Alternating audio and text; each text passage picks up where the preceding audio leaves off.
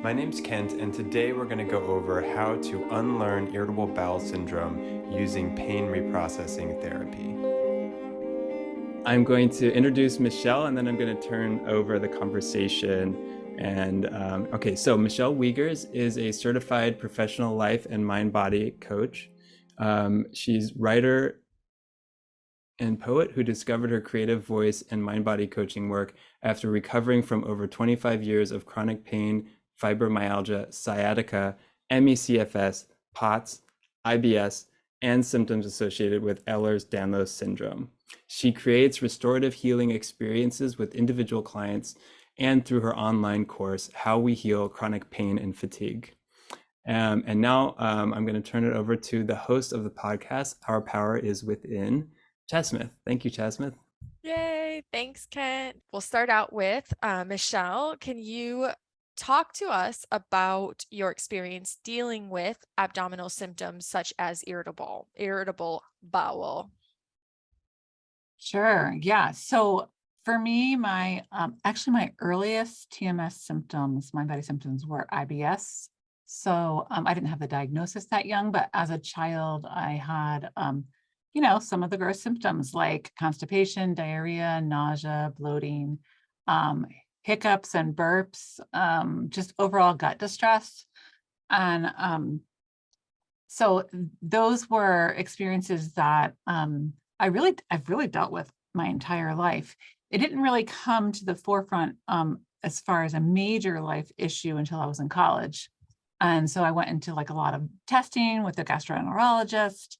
I was diagnosed with IBS in college, told at that point, GIs were saying, don't eat tomatoes, onions, oranges, like all the acidic things. I think now it's like different. Don't eat dairy, don't eat gluten, don't eat sugar, whatever. There's actually a really funny story, and I think it's helpful. I want to tell the story because I think it'll help potentially if you are dealing with these symptoms. So one of my IBS symptoms was to hiccup and then to do this little burp, like hiccup, burp, very strange. And so I would do that. I was in college and I'd have Spanish right after lunch. And so I had a Spanish minor. So I was taking Spanish class and hiccup burping through it. And so my Spanish professor would always call me la borracha, which means the drunk. So he's always like accusing me of being drunk in class, which of course I wasn't. And so I was like, well, I just ate lunch and that's why I hiccup and burp. But I never really questioned why I didn't do that at breakfast. Why didn't I do it after dinner? I only did it at lunch. But when I look back on that situation, I can see now it was an experience of anxiety because I really hated the class oral participation in Spanish because I was feeling like nervous about speaking in Spanish. So that's what we start to do. We start to question our assumptions and conclusions around what's causing the symptoms. But I'm getting a little ahead of myself.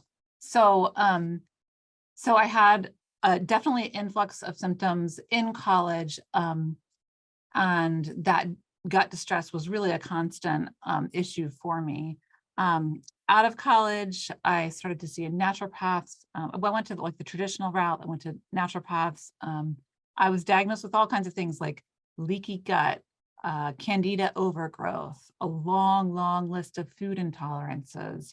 I basically had to eat like a really strict paleo diet, if you're familiar with what that avoids, like food restrictions around gluten, dairy, no sugar, no heavy carbs or any like starchy vegetables. I mean, I was like very limited in what I was allowed to eat, all to help not only like the gut distress, but I was told that those things were linked to my other symptoms like chronic fatigue syndrome, fibromyalgia, pain, a lot of other symptoms that have been mentioned that I've had. So those, that mix of being told that food was causing all these problems and these diagnoses, like the actual IBS diagnosis, that really created a lot of anxiety around me, and especially as relates to certain foods. So that's really kind of a brief overview of my symptoms.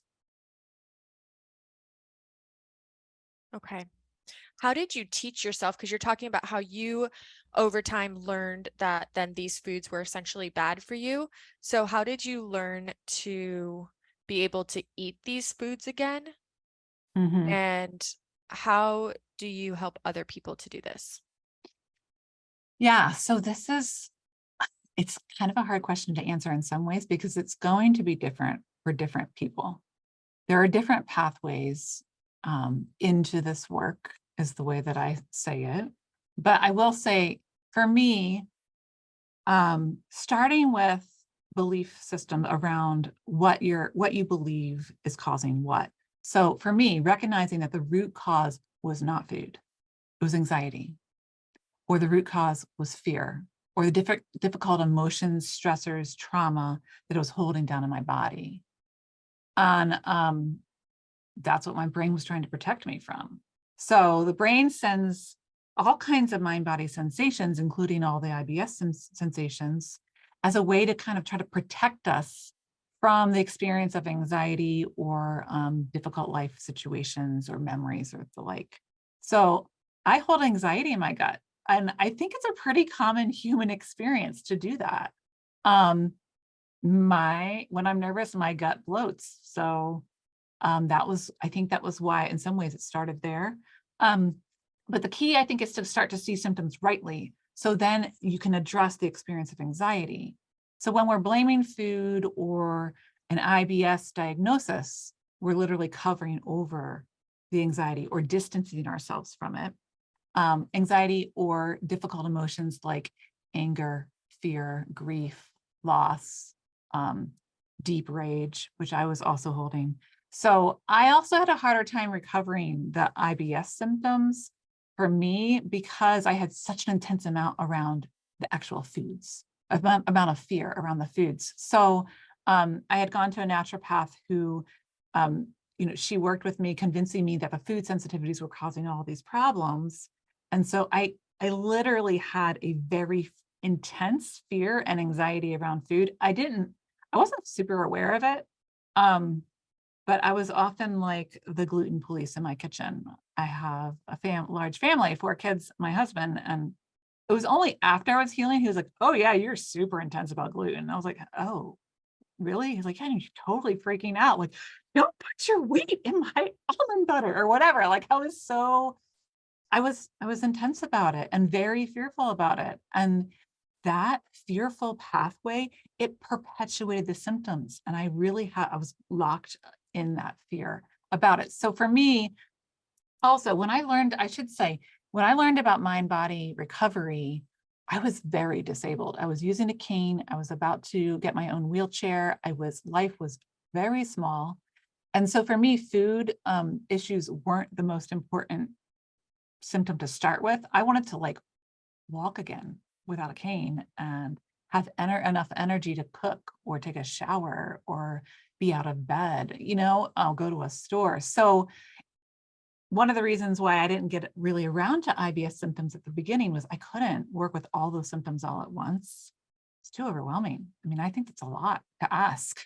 So I had to take symptoms one thing at a time. So anyway, there was something else I was going to say about that question in the way that you go about. Oh, so the other piece of it too is that it's sometimes harder to reverse irritable bowel type symptoms because, and I'm going to get to this in a minute, but for many of us, it's an experience of a higher level of anxiety than some other kinds of symptoms. And it can be, we know that mind-body symptoms are coming from when we repress life experiences, repress emotions, or suppress them and kind of like skirt them to the side. We're literally holding these life forces of what emotions are in our lives are really the life energy and force of being human. And we're trying to like contain it in this shell that's really not meant to hold all that in.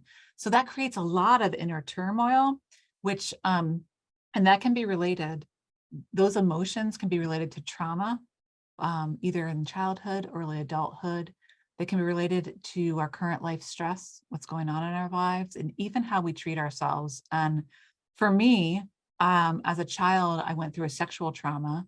And when I look back on why IBS started in college, it was like the first serious romantic relationship that I had. I'm like, no wonder my gut was like freaking out. And I'm still married to my husband, the same guy that I had a serious relationship with in college. And so I look at that now and I understand, yeah, it wasn't food. I was freaking out internally about a relationship, and it was showing up in my gut and eventually showing up in other symptoms. So the other, I didn't mention these tools. So this is the last thing. I know this is a long answer. When I work with clients with a variety of sensations and symptoms, including IBS, what can really help, Chaz, you asked me, like, how did I start to add food back? Is to not try to do it all at once in a really intense way, but to really use the tools of graded exposure, somatic tracking, really embodied affirmations. And when I say embodied, like, you can throw around an affirmation like, I'm safe, I'm healthy, no, go away, IBS symptoms stop.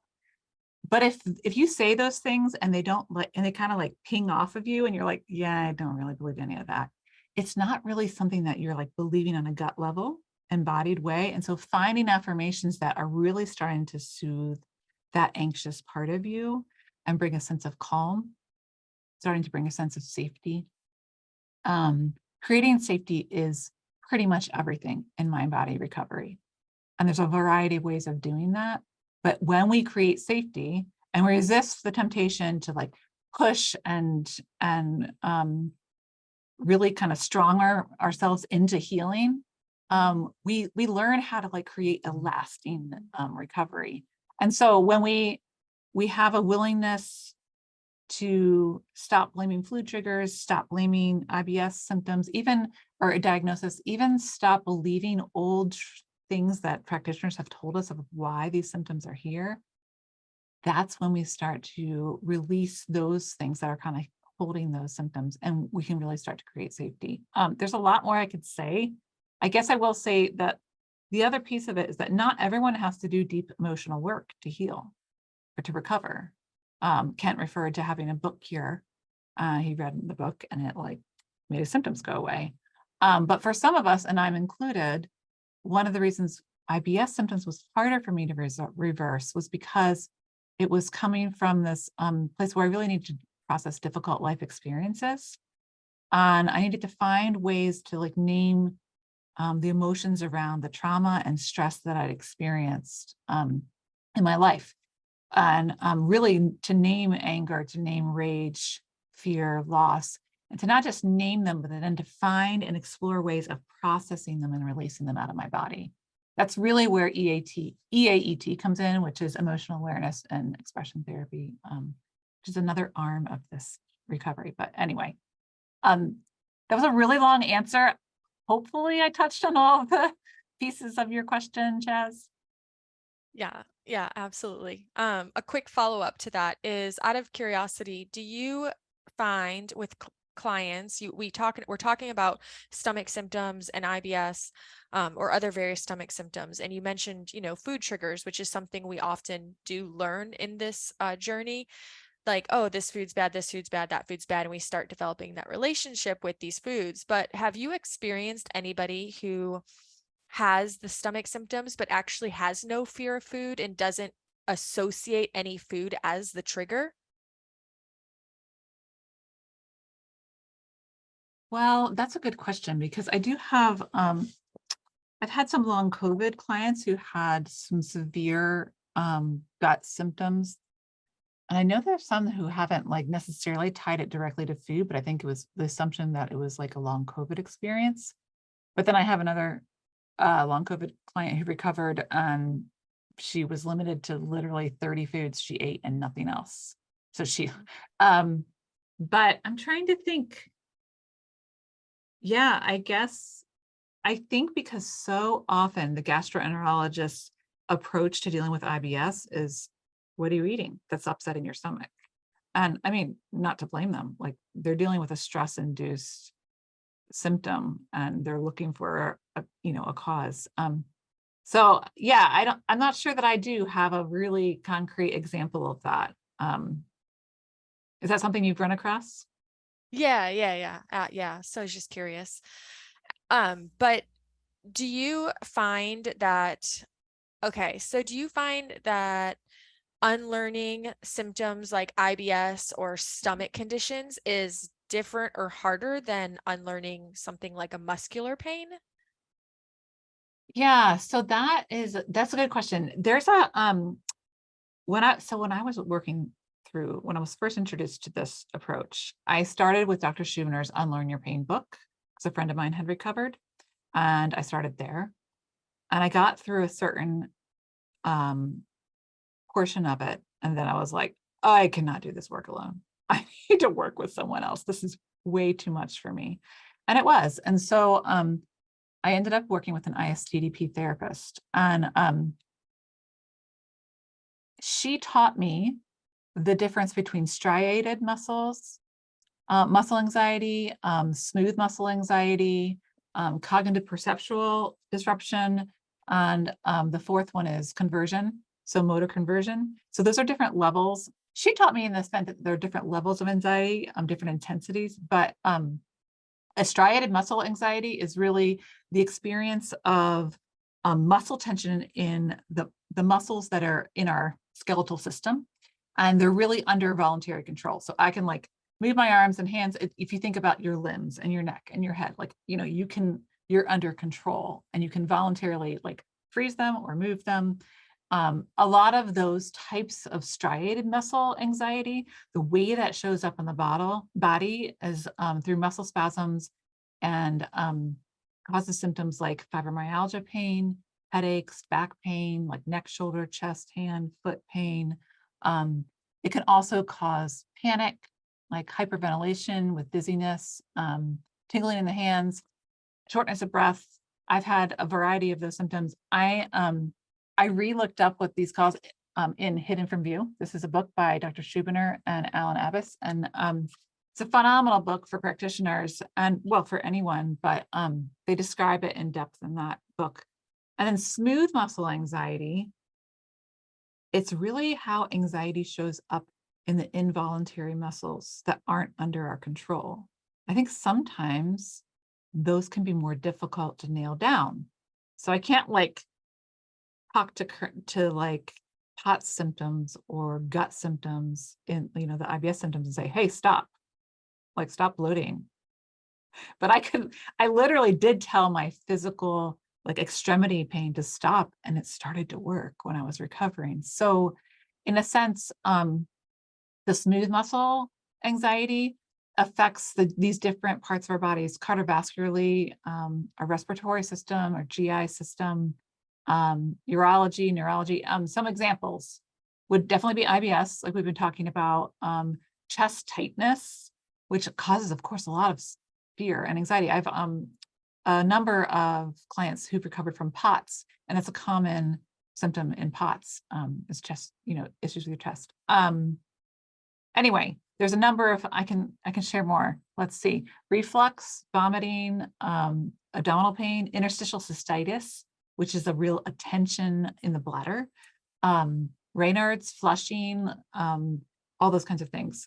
I will say that an even deeper level of anxiety that I experienced is something where often your vision is impaired, where you can get like blurry vision, and that unconscious anxiety is really cognitive perceptual anxiety. So I never had motor conversion, and that's when your body, instead of like going super tense everywhere, which is the striated muscles response of anxiety, the motor conversion, really your body just like falls slack. And you can, I don't know if you've experienced this, anyone listening, but where like your legs will give out on you, or you faint, even having like poor memory, like mental disturbances as far as like your memory going blank, tunnel vision, that kind of thing. So these are different. What's interesting, and what I think can help bring a lot of hope, at least I hope it does for you, is to recognize that this is how anxiety shows up in our bodies. And for so many of us with mind-body symptoms, especially if you're like me, where you've had like years and years of like, now my body's doing this, now my body's doing that. Why do I have all these different weird symptoms? And sometimes you're like, really, can stress really cause all of these symptoms? That's crazy. And it does seem crazy. But when you start to understand how anxiety shows up in these different muscle groups of the body, and what's really physiologically and medically normal to have stress show up this way, I think it gives us like, it creates an opening for us to believe that this is mind body and a way forward for how to treat it. Because then we start treating the experience of anxiety instead of treating all these symptoms with these like pills and all the things that we do, right? Thank you so much. I really love and appreciate that answer. I feel like I've personally, and also I know so many people who, yeah, the stomach symptoms can sometimes linger or be one of the harder ones to overcome. And as I listen to you explain this, it really makes sense. And it makes sense why when I first found Dr. Sarno's book, I also was able to just eliminate the muscular pain almost instantly. Like I had no fear around it instantly and started exercising and resuming activity. But the gut stuff was like, I couldn't wrap my head around that part. That took a lot longer. And just believing alone wasn't enough. And so as you explain this difference, it makes sense. And I've never heard it explained that way. I love how you broke that down. If you wouldn't mind, putting the name of the book in the chat for anybody who might be interested in that particular book. And let's see here.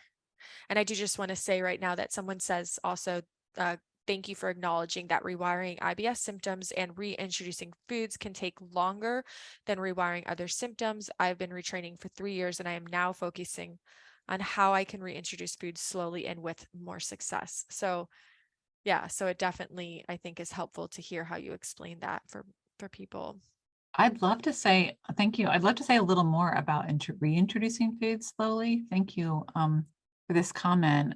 I do think that one, we have the opportunity to change our assumption and relationship to what's causing what, which I mentioned, but recognizing that we get to rewire, reframe, start to re-understand our relationship to food. And as we do, I was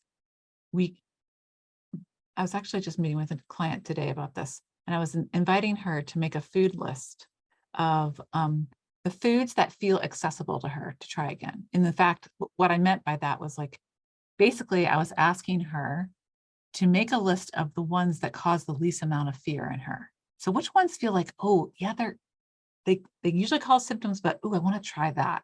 So start with like 3 on that level. And then recognize, I told her, like, if you've got the food that's like, oh no, that one, like, I don't know if I'll ever be able to eat that again, and you have a lot of fear around that, don't start with the largest, biggest roadblock, so to speak.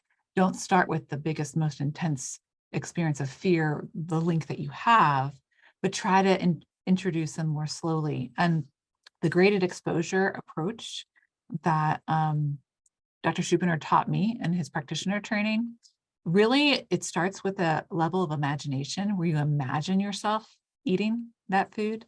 You imagine yourself, you picture, you can like look at a picture of it, or I've actually had clients bring the food and put it on their desk next to their computer screen. And I'll say, okay, you're near it. How do you feel? Because it's really interesting and curious to explore what rises up in you emotionally around fear or anxiety, even being near the food. You'd be surprised at what people find. And so then we move forward with really imagining eating the food, following, even like visually, like closing your eyes and like picturing it going down. And what is your food? What is it finding? And I know this sounds maybe a little bit wild, but to be able to use the imagination, because when you're picture doing it, it can trigger a fear response, which teaches you what's actually neurologically what's wired. It's the fear that's keeping that, perpetuating the symptoms. So when you can move forward and actually trying that food, not like eating a whole plate of whatever it is, let's just say bread, if gluten is your thing, not even a whole plate of pasta all at once, but can you try like a little, like single piece of pasta or a small little piece of cracker, that kind of thing. And just with affirmations, with that sense of graded exposure where you start a little bit of it and you go in and you picture yourself enjoying it with ease, with comfort, assuring yourself with embodied affirmations, there's nothing wrong with me. This food actually doesn't pose any danger for me, and I can access it and eat it without symptoms. And you just do that in a gentle titrated way that in time, you teach your brain this food's safe. I don't have to be afraid of it. Got this. Now I can have pizza or whatever, right? Yeah, yeah, that's so true. And I love that you brought up the imagination factor because, and not that this will work for or happen for everybody, but sometimes it's such good evidence that we really are onto something and that it's more mind body because some people just imagine eating a food and actually have a reaction. And if you actually just imagine eating it and have a reaction, that is like ding, ding, ding, absolute evidence that it's not the food, you know? It's like if you're reacting and you haven't even put it in your system, it's showing that it's actually your brain's perception that and of the food that is the problem. So I think that's a really helpful tip. Somebody is asking if lactose intolerance can also be mind-body syndrome. Mm, yeah. Kent, do you want to speak to that? I see you made a comment. Just from what I've heard in basically lactose intolerance is similar to celiac disease in which it's not something you can unlearn, generally speaking. But, you know, in theory, just like with wheat, there's people who may think they have celiac disease who don't and have a reaction to wheat that could be unlearned. In theory, that could be possible of dairy, where you think you have lactose intolerance, but it's more of a learned reaction to eating dairy. And so I actually would be curious to know, Michelle, have you ever like worked with somebody dealing with lactose intolerance and trying to assess whether it's more of a hardwired intolerance or something that is changeable? Yeah, that's a good question. Not specifically lactose intolerance as a solo food sensitivity. I think everyone that I've worked with has had like a long list of foods that they were sensitive to. And there was a lot of, I'm thinking about different clients.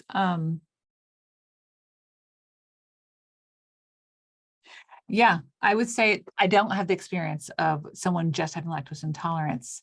I do think that dairy, I do know that dairy, gluten, sugar,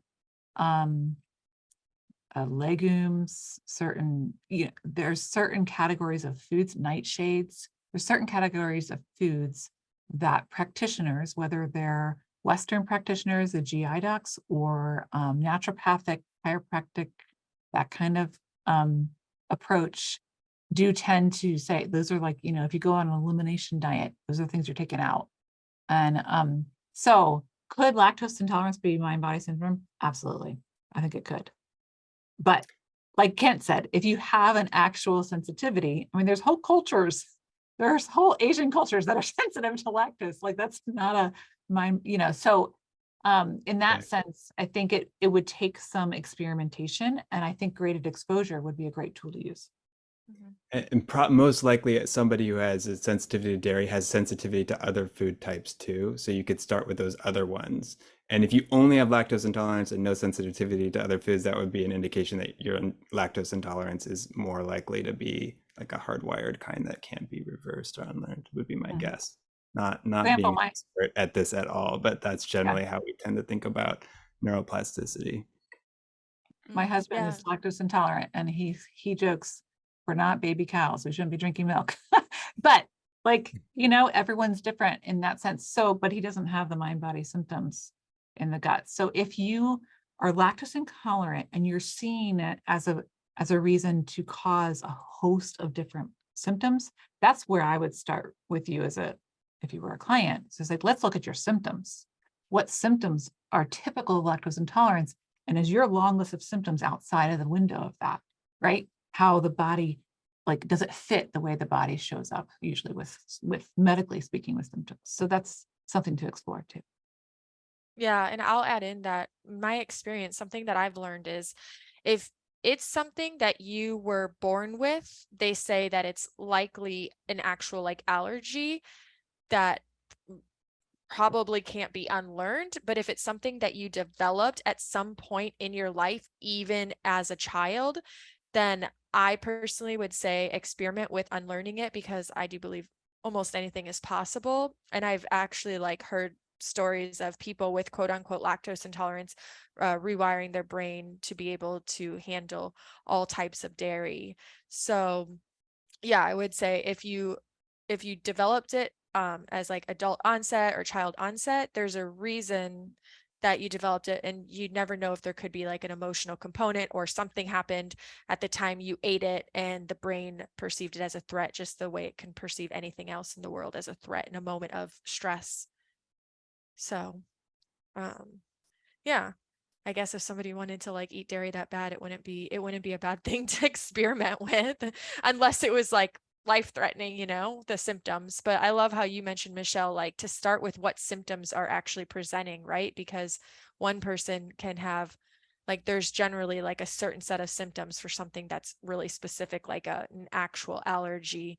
And if you're having completely different symptoms or reactions, that could also be an indicator.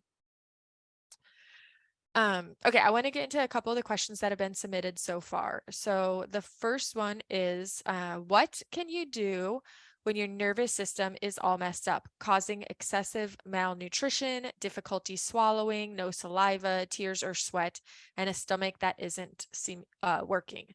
My body thinks all foods are the enemy and it's messed up. I see it as a vagus nerve issue. How can this be related to MBS? I know it came from severe stress over mold in my house where I was passing out, and now I'm having to rent a room with money I don't have, and it's become a mess.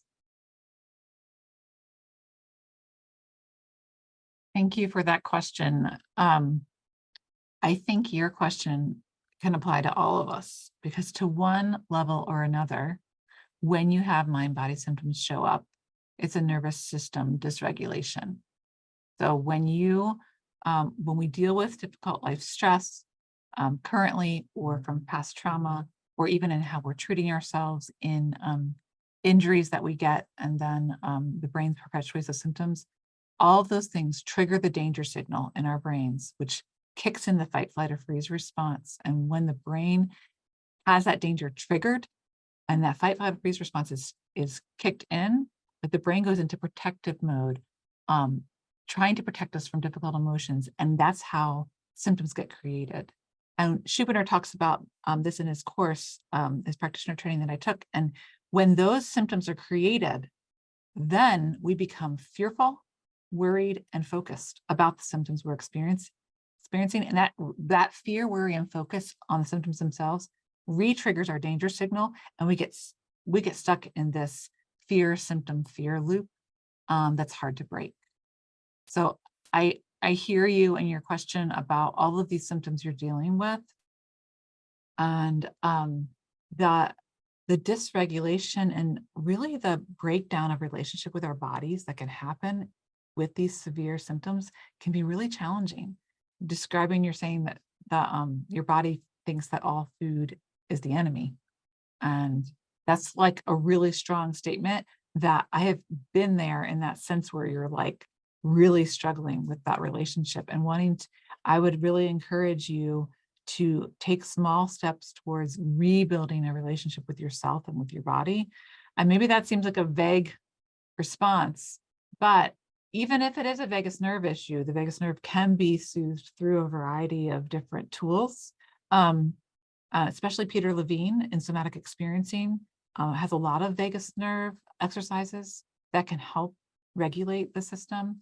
And that's related to mind-body syndrome and TMS because it's still related to how we understand, why we understand we're having symptoms that we are. And so we really want to understand, the goal becomes to really start to understand what stressors are triggering us, what triggers our symptoms, and then how we can create safety in a variety of practices. And when I say variety of practices, I'll give some examples because I didn't before. Breath work is incredible for regulating the nervous system. The regulating breath in particular, when you breathe in for like a certain number of counts, let's say 4 to 5, and you breathe out, exhale for even longer, it activates the parasympathetic nervous system in our brains, which reduces the experience of anxiety. We want, with MBS symptoms and vagus nerve issues, we want to get to this place where we're reducing anxiety. So breath work, expressive writing is a huge tool for many people in recovering. Really, breath work involved with movement. So combining that could be yoga or gentle stretching, anything that really brings you a sense of calm. And that's where I would start. But when we're in survival mode, I just want to say, this work is really hard. And when we're in survival mode and we're just trying to put our pieces together, we might not have the capacity yet to do this work, but we can trust that in time we might. And, when we're really under a lot of money, financial stress or living situation stress, those are times when maybe we don't have as much capacity as we might once those situations become more regulated. I don't know if that feels helpful, or if Chaz or Kent have anything to add, but. I don't, but if whoever asked that question, if you want to ask a follow-up question, feel free to put it in the chat. I felt like it was supportive.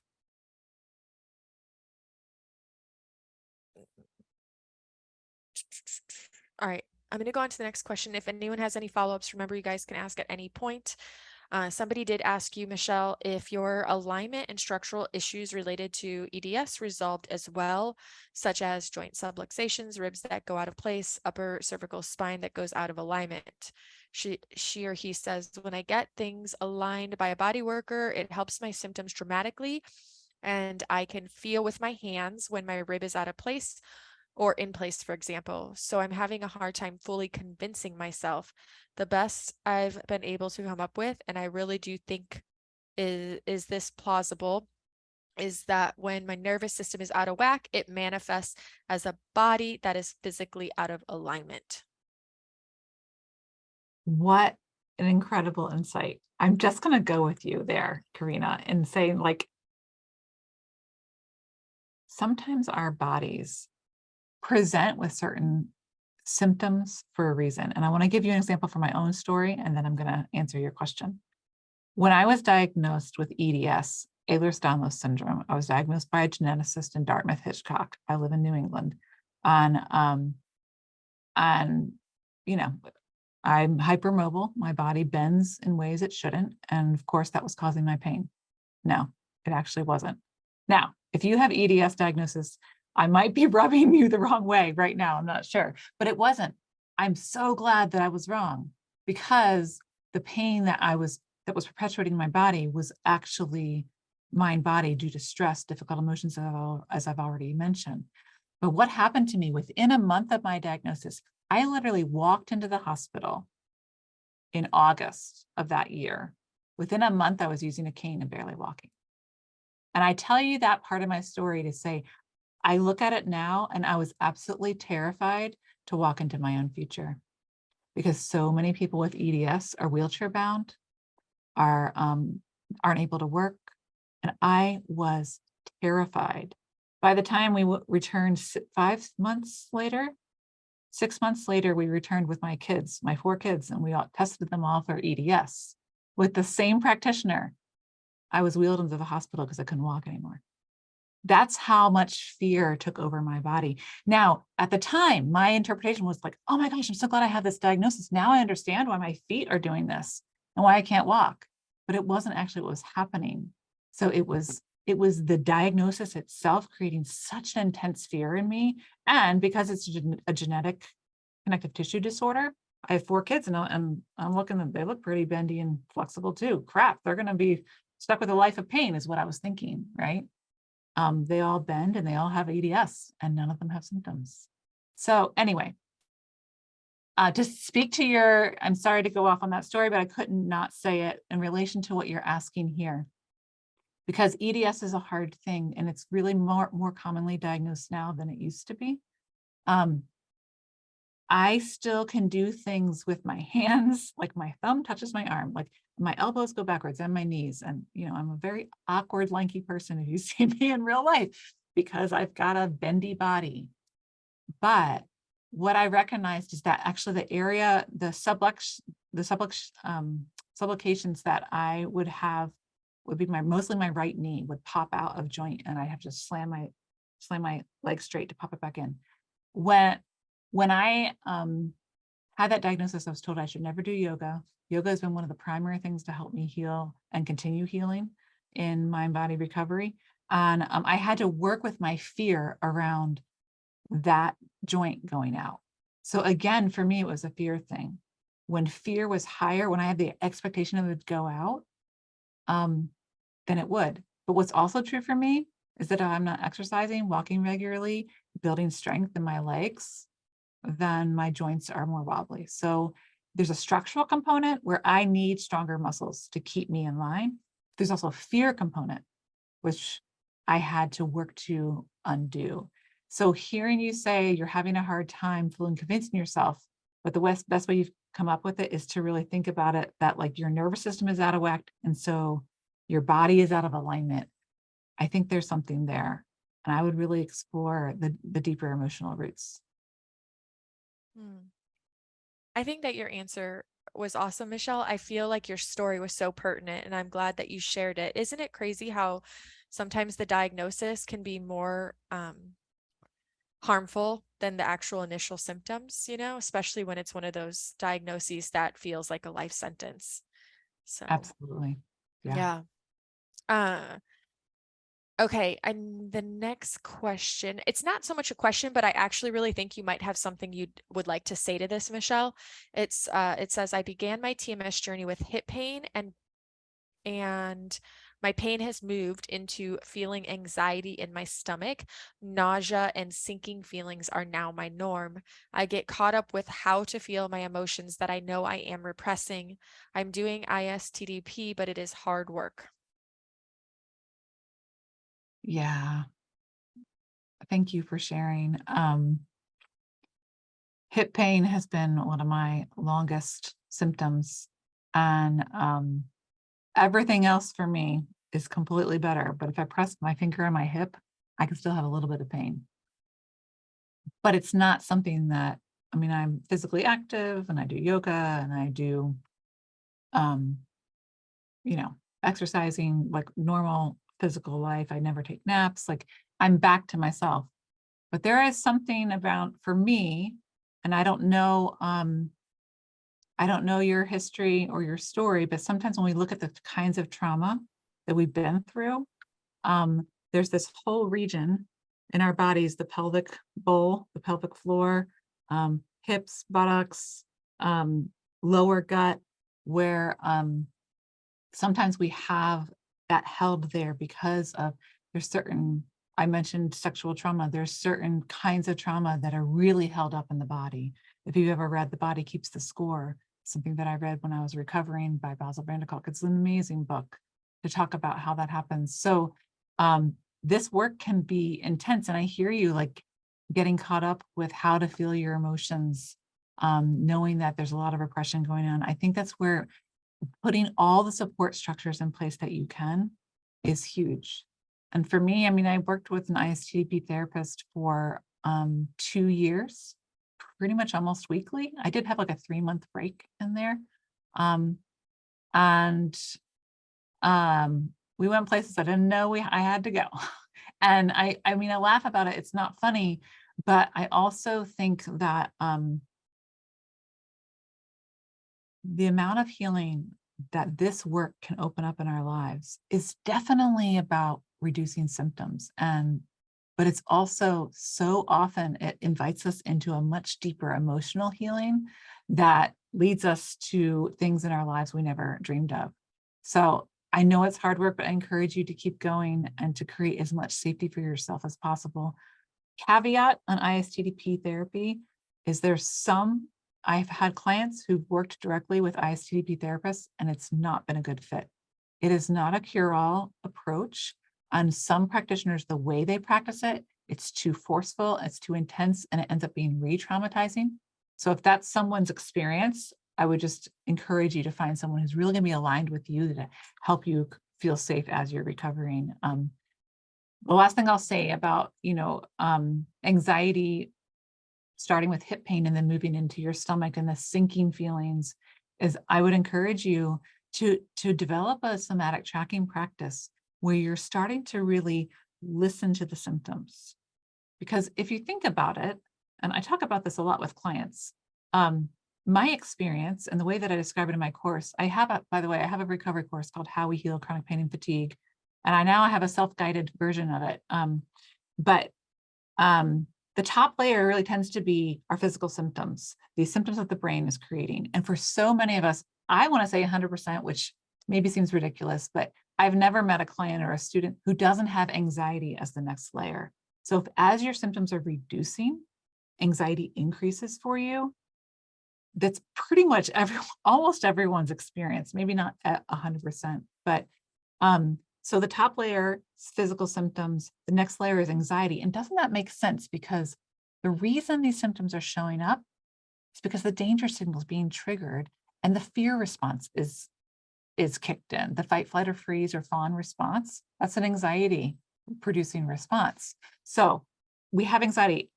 The deeper, the third layer that not everyone has to go into, but some of us do, and I was one of those people, am still, as far as being present to our deeper emotions, the deeper repressed emotions. And so getting into that layer, it's a wild journey because we're accessing the subconscious, and the subconscious doesn't really appreciate us knocking on the front door and being like, hey, let me in. Like there's a lot of different ways to go about that.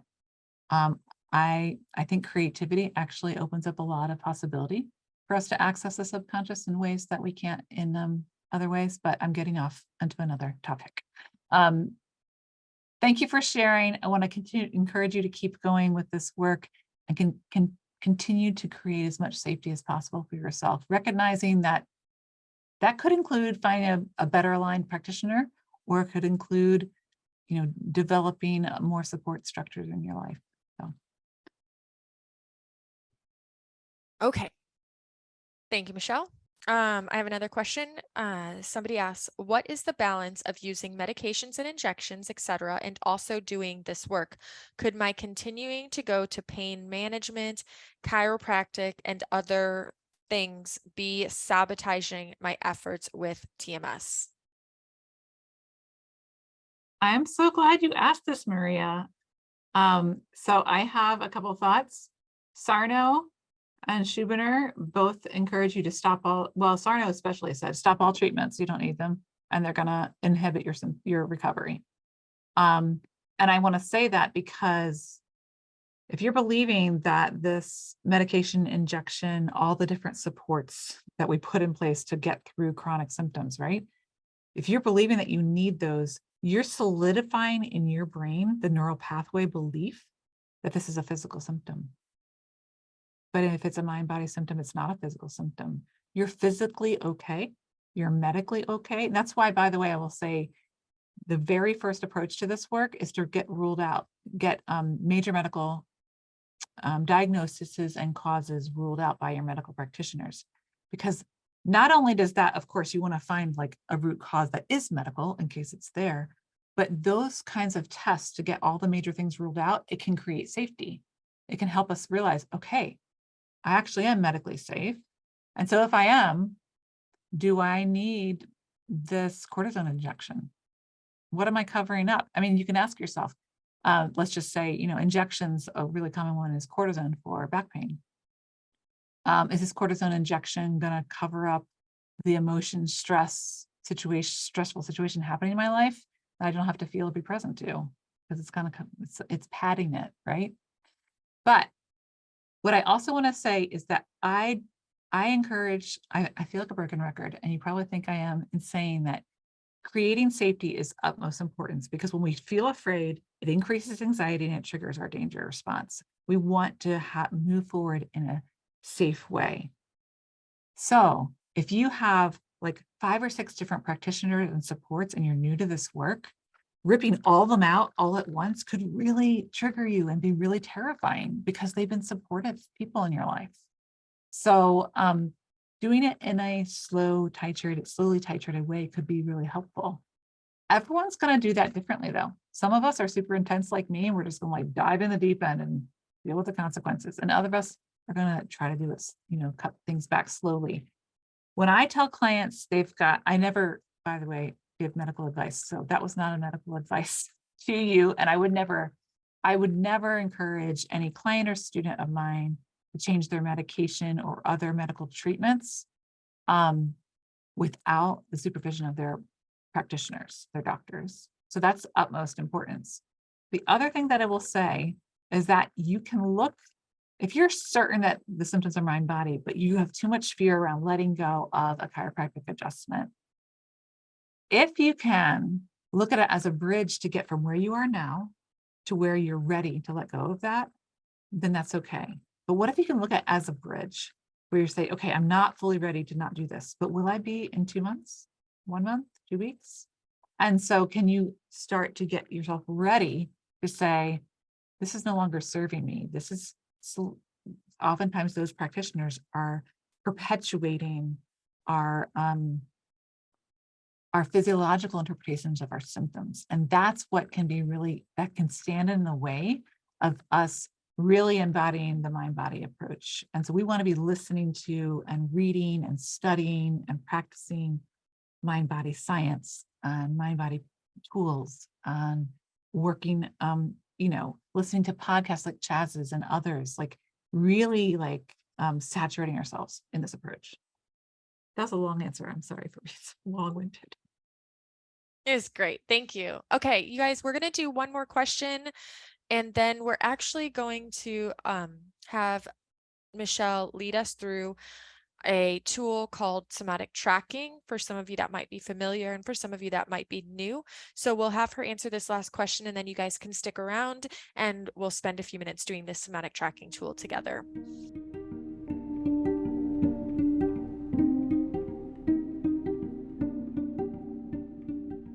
One, I would encourage you, if you don't yet have a therapist walking through this with you, to access that.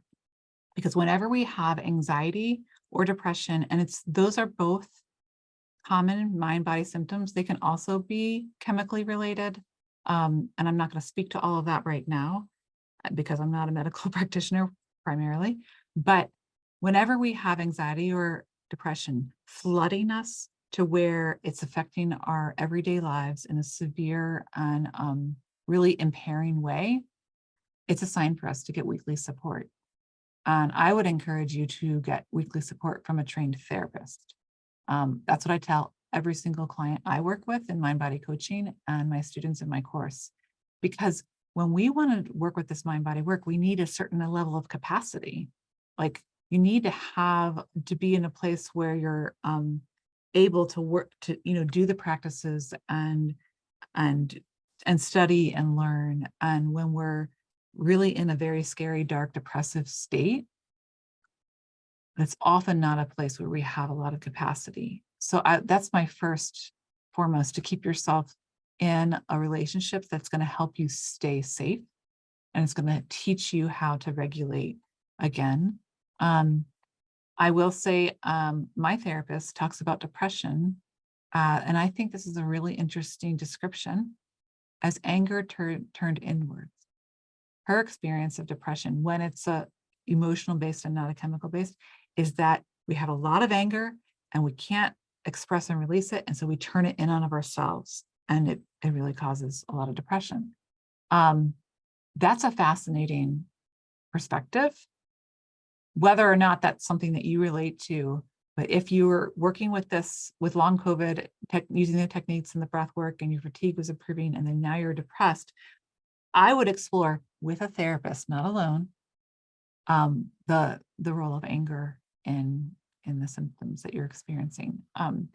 So yeah, I think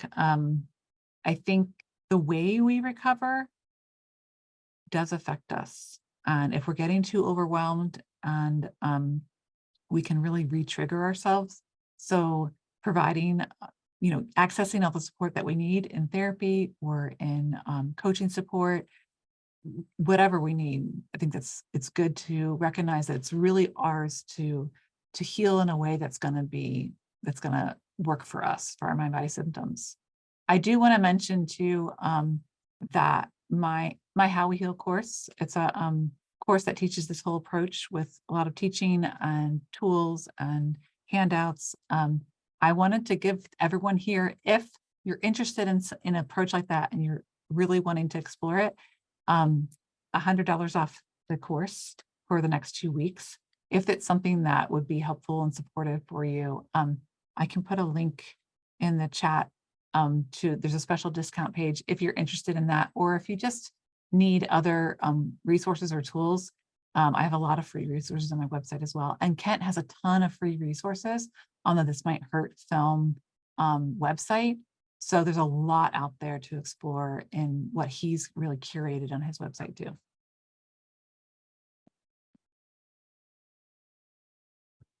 Thank you, Michelle. All right, so I think we will cut the questions there. And I think everybody's questions got addressed either via Michelle or in the chat by Kent.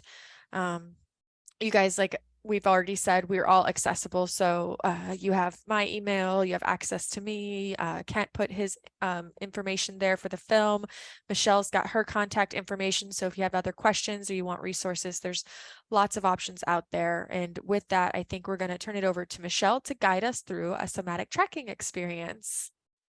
Sure. Thank you so much for hosting this, Chaz, and Kent for inviting me tonight. It's been a real privilege, and I really consider it an honor to speak about this work. And if this tonight has created any small little window of hope for you that you can recover, my biggest encouragement is to follow it.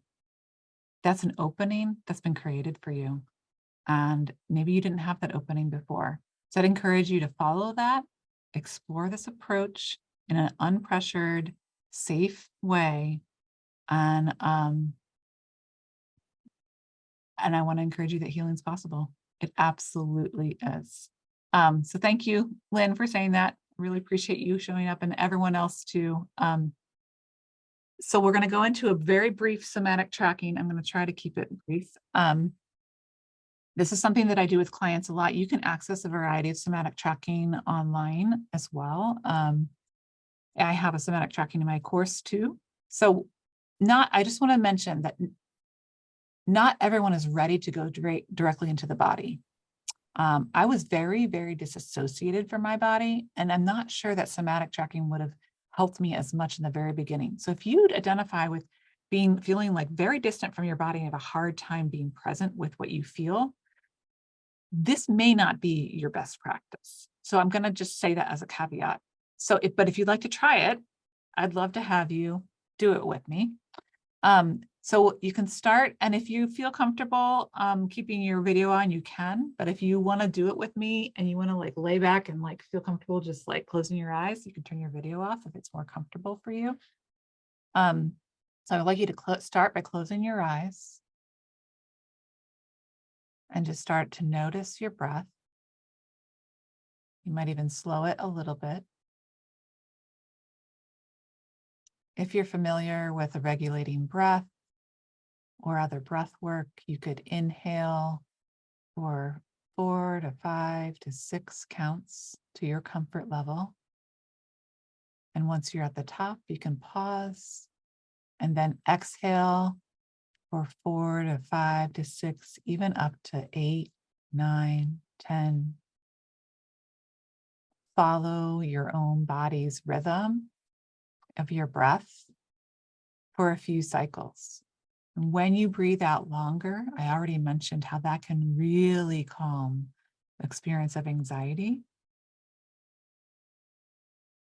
And so during this short meditation, if you ever feel a spike of anxiety or a desire to like, oh, I can't do this, no way, kind of rising up in you, ignore everything I'm saying and just return to your breath. And go back to your breath to bring a sense of calm. So in somatic tracking, what we're doing is we are trying to attune to sensations in the body without fear. Our goal is to change our relationship to the sensations. So oftentimes we use this when we're actually experiencing a sensation. So what I'd like you to do is just, as you're continuing to breathe, you don't have to count, you can, whatever you want to do as far as that. I want you to kind of just scan through your body. You can start with your head and kind of move down, or just kind of be present to whatever's rising up in you. And choose a physical sensation you're experiencing now. And that physical sensation could be a dull ache, a sharpness. It could be tingling, numbness.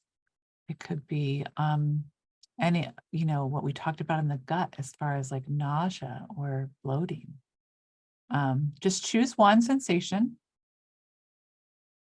and use your breath. And I want you to breathe into that sensation. Like you're giving it air. You're giving it space. And just notice it.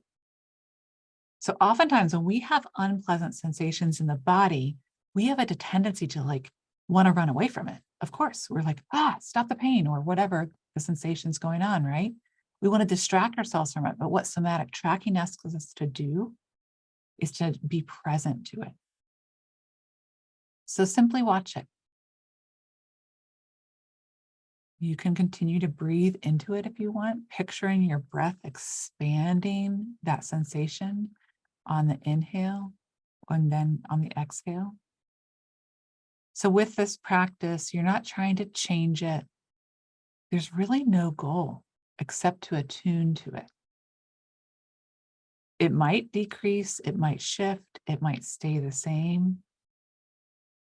And any of that's okay.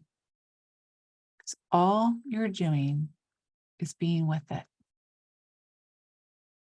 watching it, telling yourself, these sensations are safe. Your brain's learned they're dangerous.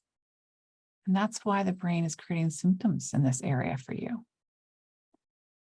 So in somatic tracking, you get to teach your brain that this sensation's safe. Just like I referred to the EDS pain in my knee, I had to learn that that area was safe. So breathe into the sensations, and as you watch them, let it go of any kind of ulterior action. Like you really are just paying attention out of a sense of curiosity, even watching it with ease, like, that's interesting. Look what my brain's doing in my body. Wow, like fascinating. One visual that I learned from, I think it was Alan Gordon, said you could watch it like you're lying down in the grass, looking at the sky, watching clouds shift by. And you can watch a cloud shift by and it turns into all of these different shapes. And you're like, whoo, there goes that one. That's the same kind of very light ease that we can observe our bodies within that same way. So picture yourself watching clouds kind of just roll on by. If sensations are increasing, decreasing, staying the same, any of that's okay. It's really just like shifting clouds, because medically speaking, when you have mind-body symptoms moving through your body, you are physically safe. You are no longer in danger. And so you can develop this space using, in somatic tracking, you can use affirmations, visualizations, the breath itself, to just reduce fear and attend and attune to it. So I'm going to briefly, this is like the fastest somatic tracking ever. Usually when I do it with clients, it's like a 15 or 20 minute experience. I want you to just notice now the sensation. Maybe you noticed when it started, it was super sharp or dull or whatever you noticed in the beginning. What is it like now? Has it shifted? Stayed the same? Just get curious. If it shifted, how fascinating is it that we can use a short 7-minute time to just attune to ourselves, and in that tiny little window, our sensations can shift. That is the power of attention without fear. So I've sort of mixed teaching and a mind-body meditation. This has been very untraditional, but what I want you to do is just return to your breath. You can breathe into the area that you were picturing for a couple more cycles. And as you do, reassure yourself this practice of just paying attention to the sensation in your body is actually starting to create new neural pathways, links of safety instead of links of fear. And when you're ready, you can open your eyes, return to the room. If you want to put your camera on, you don't have to. That was literally the fastest somatic tracking I've ever led. And I want to say that if I was leading you all with, one-on-one, I would pause and have you state, like, what was the sensation like, and describe it with detail. And then we continue to attune to it. And then we see how it shifts. The other piece that can happen for this is that sometimes you can attune to a sensation and you can get an emotion rise up, or you can have an image come to mind, a color. And so it can be a really intuitive and creative tool as well to help teach you what's inside the sensation. But I'll stop there because I know we're a little over in time. I do want to say, like, my course, if this approach is new to you and you're like a little overwhelmed on where to start, it can be really helpful. And I really am excited to offer this $100 off to anyone here for the next 2 weeks. And if you just have a question, reach out to me. I do work, someone asked me directly if I work with clients one-on-one. I do, as my schedule permits. And that's something that we can explore. So you can find my website and reach out. Thanks so much. Awesome. Thanks so much, everyone. Have a good night. Thank you. Thanks, Kent. Thanks, Michelle. Take care.